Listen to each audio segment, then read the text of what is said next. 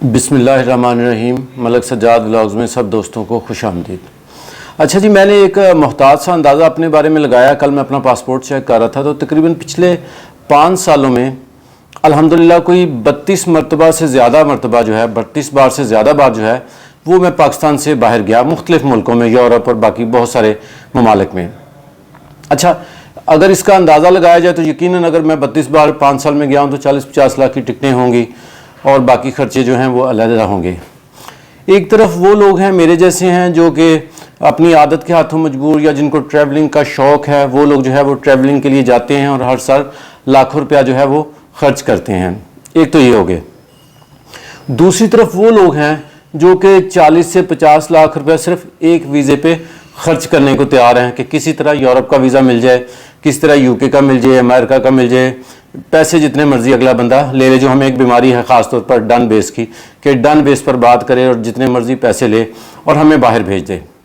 और तीसरी तरफ जो तीसरा तबका है वो हमारा वो है जो कि सिर्फ़ और सिर्फ मेहनत मजदूरी के लिए मुल्क से बाहर जाना चाहता है। उनके कोई नखरे नहीं हैं, उनको कोई इस बात से गर्ज नहीं है कि वो यूरोप जाएँ, वो कनाडा जाएँ, वो साउथ अफ्रीका जाएँ, वो स्पेन जाएँ, वो किसी शेंजन एरिया में 30-40 लाख दे के जाएँ। बल्कि उनकी जो गर्ज है या उनकी जो ज़रूरत है वो सिर्फ़ और सिर्फ ये है कि किसी तरीके से वो अपने घर वालों के लिए, बहन भाइयों के लिए जो है पाकिस्तान से बेहतर मजदूरी जो है वो उनको कहीं मिल जाए। मिसाल के तौर पर अगर पाकिस्तान की हम बात करें तो इस वक्त पाकिस्तान में जो है वो तकरीबन एक एवरेज सैलरी जो है वो एक स्टार्टिंग जो 18-20 हज़ार रुपया या 25 हज़ार या 30 हज़ार रुपये है। वो बंदा जो इंटर पास है या मैट्रिक पास है, वो नया बच्चा है या थोड़ा सा एक्सपीरियंस है, तो ये 18-20 हज़ार से लेकर 25-30 हज़ार रुपया जो है वो एक बंदे की नॉर्मल सैलरी है।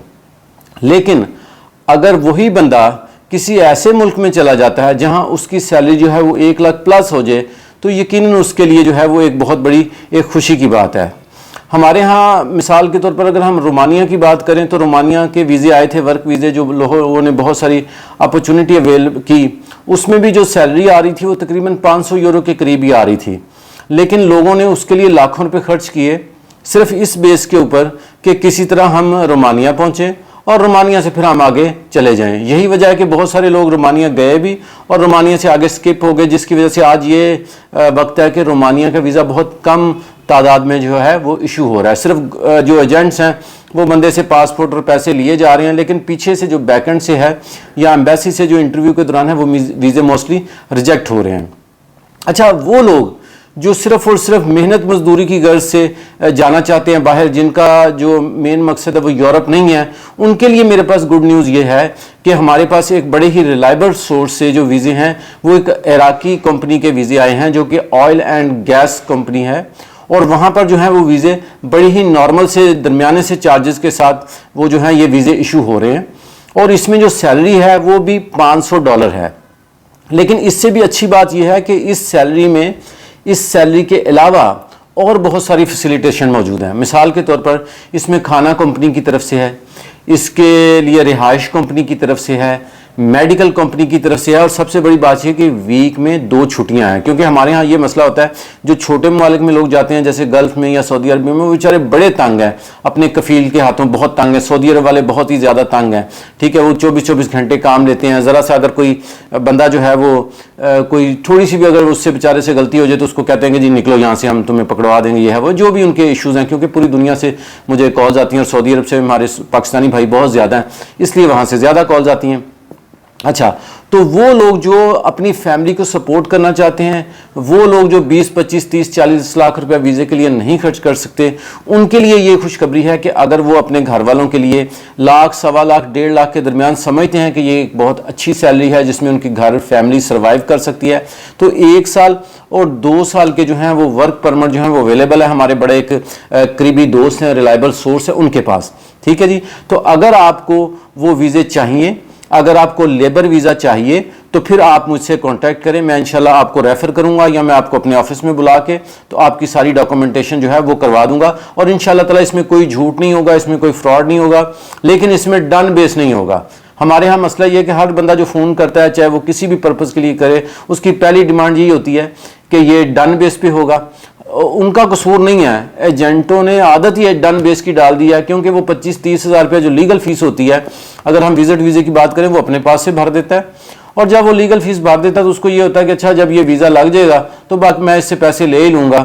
تو اس وجہ سے ڈن بیس کی لوگوں کو بیماری پڑ گئی. لیکن میرے پاس یہ میں دوبارہ بتا دوں, کوئی ویزا ڈن بیس پہ نہیں ہوتا, نہ ہی میرے پاس یہ ویزا ڈن بیس پہ ہے, لیکن انشاءاللہ تعالی اللہ کے حکم سے 90% 95% چانس ہیں کہ یہ آپ کو ملے گا.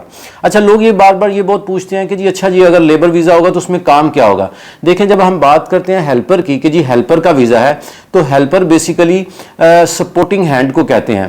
ہیلپر کسی آفس میں بھی ہو سکتا ہے, میرے آفس میں بہت سارے ہیلپر ہیں جن کو ہم مختلف کام لیتے ہیں, کوئی بینک جاتا ہے, کوئی صفائی کرتا ہے, کوئی چیزیں پکڑاتا ہے, کوئی چائے بناتا ہے, کوئی کچھ کرتا ہے. تو ہیلپر جو ہے وہ بیسیکلی ایک سپورٹنگ ہینڈ کو کہتے ہیں. ہیلپر کوئی بھی ہو سکتا ہے.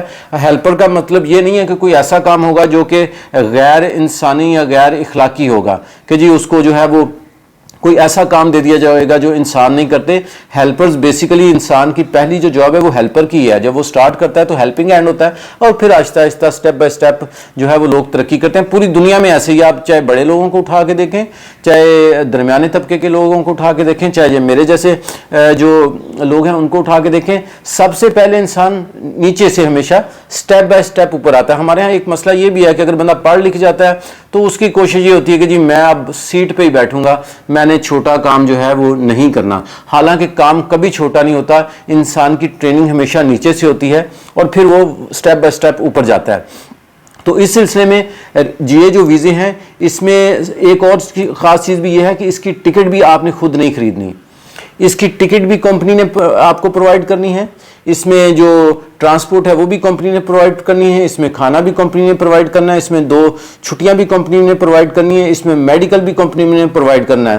تو اس سلسلے میں وہ لوگ جو کہ درمیانے طبقے کے لوگ ہیں, جو کہ جانا چاہتے ہیں اور جو کہ اپنی فیملی کو سپورٹ کرنا چاہتے ہیں, تو میں ان کے لیے بالکل حاضر ہوں. آپ لوگ آفس بھی میرے آ سکتے ہیں. واٹس ایپ پر ریکویسٹ یہ ہے کہ شارٹ سا میسج کر دیا کریں کہ جی ہم یہ ہمارا مقصد ہے, تو میں انشاءاللہ تعالی اس کو جواب بھی دے دوں گا. کیونکہ بہت سارے لوگ جو ہیں وہ ناراض ہوتے ہیں کہ جی آپ رپلائی نہیں کرتے یا لیٹ رپلائی کرتے ہیں. مسئلہ یہ ہے کہ میں جو اپنا واٹس ایپ نمبر ہے وہ اپنے سٹاف کو نہیں دیتا, کیونکہ میں یہ سمجھتا ہوں کہ جتنی ایمانداری سے میں خود آپ لوگوں کو جواب دے سکتا ہوں, رپلائی کر سکتا ہوں, شاید میرا امپلائی اتنی محنت سے نہ کر سکے. کیونکہ مجھے کسی کی محنت پہ شک نہیں ہے, لیکن مجھے خود اپنا پتا ہے کہ میں ذرا بہتر طریقے سے آپ لوگوں کو ٹائملی جواب دے دیتا ہوں. اگر میں کسی بندے کی طرف آپ کو شفٹ کر دوں گا تو نارملی یہی ہوتا ہے, پہلے وہ بندہ ساری بات سنے گا, پھر وہ میرے تک لے کے آئے گا, پھر میں آپ کو بتاؤں گا. اس لیے آپ لوگوں کو نمبر دیا ہوا ہے. آپ کوئی بھی کسی بھی ویزے سے ریلیٹڈ کوئی بھی آپ کو انفارمیشن چاہیے, آپ ایک شارٹ سا میسج کر دیں, انشاءاللہ تعالی میں آپ کو جواب دوں گا. کیونکہ دیکھیں یوٹیوب پہ میرا نمبر ہے, تو آپ بلیو کریں کہ پہلے 1 منٹ میں اگر ایک کال آتی تو اب 1 منٹ میں 5 کالز آ رہی ہوتی ہیں, اور پوری دنیا سے الحمدللہ آ رہی ہوتی ہیں. یہ آپ لوگوں کی محبت ہے, آپ لوگوں کا میں بہت شکر گزار ہوں. تو اس سلسلے میں نے یہ کہنا تھا کہ اگر آپ کو ورک ریلیٹڈ ویزا چاہیے, کیونکہ میری کوشش یہ ہے کہ وہ لوگ جو پیسے زیادہ نہیں خرچ کر سکتے ہم ان کے لیے کچھ کریں. کیونکہ دیکھیں یہ 20-25 لاکھ 30 لاکھ روپے تو ہر بندہ جو ہے جو صاحب حیثیت ہے وہ خرچ کرنے کو تیار ہے. لیکن ایک وہ آدمی جو گاؤں میں رہتا ہے, جس کی اتنی تعلیم بھی نہیں ہے اور جس کی اتنے پیسے بھی نہیں ہیں, اس بیچارے کا وہ کیا کرے. تو یہ ان کے لیے ویزے ہیں, کیونکہ ظاہری سی بات ہے. اور اس میں ایک چیز اور میں بتا دوں, لوگ اس میں تعلیم سے ریلیٹڈ بڑا پوچھتے ہیں کہ جی تعلیم کتنی ہونی چاہیے. تو میں آپ کو بتا دوں جو ہیلپر ریلیٹڈ ویزے ہوتے ہیں اس میں تعلیم کی ضرورت نہیں ہوتی نارملی. اس میں کسی جگہ پر پولیس کریکٹر سرٹیفکیٹ کی ضرورت ہوتی ہے, کسی جگہ پولیس کریکٹر سرٹیفکیٹ کی بھی ضرورت نہیں ہوتی. تو اگر آپ یہ جو ورک ہیلپر ریلیٹڈ جو ویزے ہیں اگر آپ اس کے لیے انٹرسٹڈ ہوں تو آپ مجھے واٹس ایپ کر سکتے ہیں. میں حاضر ہوں آپ لوگوں کی خدمت کے لیے. اور میری کوشش یہی ہے کہ وہ لوگ جو بہت زیادہ پیسے خرچ نہیں کر سکتے ان کے لیے جتنے بھی ویزے میرے پاس کسی دوست کے ریفرنس سے یا ویسے جو دستیاب ہوں, میں اس بارے میں آپ کو انفارمیشن دوں, تاکہ جو ہے وہ ہمارے جو پاکستانی بھائی ہیں ان کی جو اس وقت موجودہ حالات میں جو پریشان ہیں, جو ہر دوسرا بندہ جو ہے وہ پریشان ہے ملکی حالات کی وجہ سے, اور اسی وجہ سے یہ ہے کہ باہر جانے کی جو ریشو ہے وہ بہت زیادہ بڑھ گئی ہے, اور ایمبیسیوں کی ریشو اتنی ہی ویزا دینے کی کم ہو گئی ہے, کیونکہ ان کو پتا کہ پاکستانی باہر کی طرف نہیں کر رہے ہیں. تو ورک ویزا سے ریلیٹڈ جو ہے وہ ہمارے لوگ جو ہیں وہ کینیڈا, آسٹریلیا اور UK سے نیچے کھڑے ہی نہیں ہوتے, یہ بھی ایک مسئلہ ہے. تو وہ لوگ جو میرے جیسے ہیں جو سفید پوش لوگ ہیں وہ اگر اس قسم کا ورک ویزا لینا چاہیں تو میں ان کو ویلکم کرتا ہوں. بہت شکریہ, دعا میں یاد رکھیے گا اور اپنا بہت سارا خیال رکھیں. جزاک اللہ.